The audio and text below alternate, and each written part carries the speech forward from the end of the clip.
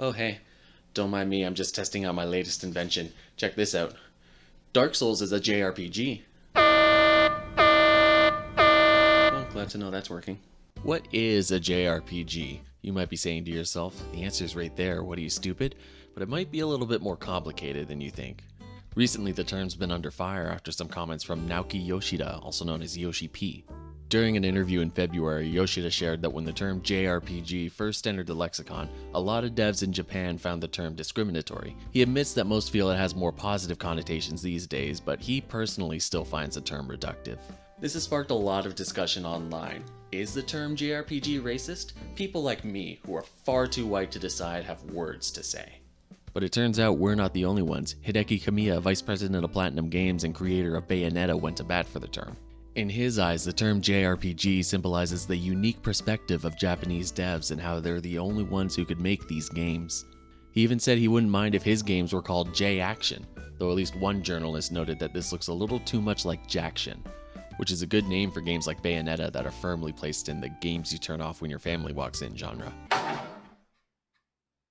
Now, I can't claim to know what an entire culture on the other side of the world thinks, but I thought I'd take a minute to talk about what I think of when I think JRPG.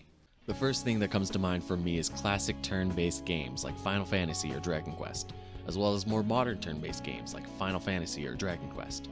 I expect that's the same for a lot of other folks, and for many of them that's where the genre ends.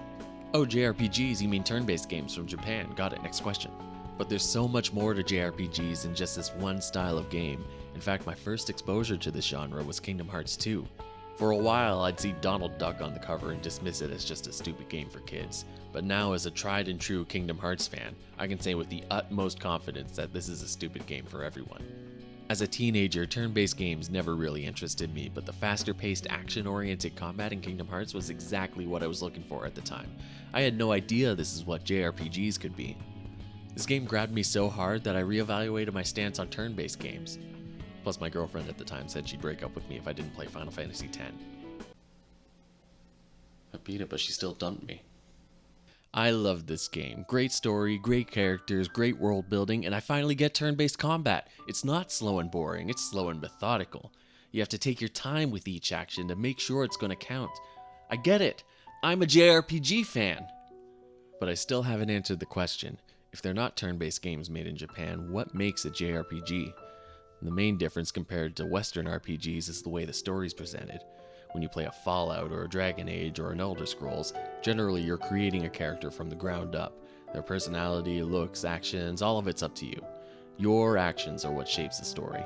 Sure, I could go find a replacement water chip, or I could wander off in the wrong direction and get killed by a rat. I chose this. Compared to a JRPG, where generally you're put into the shoes of an existing character, and the story plays out the same way every time, no matter what you do. However, that's not a bad thing. This allows the devs to truly immerse you in the world with a carefully crafted narrative. These games are always the most likely to completely sink their teeth into me and make me excited to sit down with them and find out what happens next. Look me in the eye and tell me you play Skyrim for the main story. Go on, say it. Is this riveting for you? And that's not to say that Western RPGs are bad either. Skyrim is my number 1 and number 3 most played Steam game. Both genres are meant to immerse you, even if they go about it differently. Rather than trying to make you feel like you're at the center of the game's world, a JRPG will hook you with a beautiful story, filled with the type of imagination that the Japanese people are known for. I think this must be what Hideki Kamiya was talking about when he spoke about cultural perspective.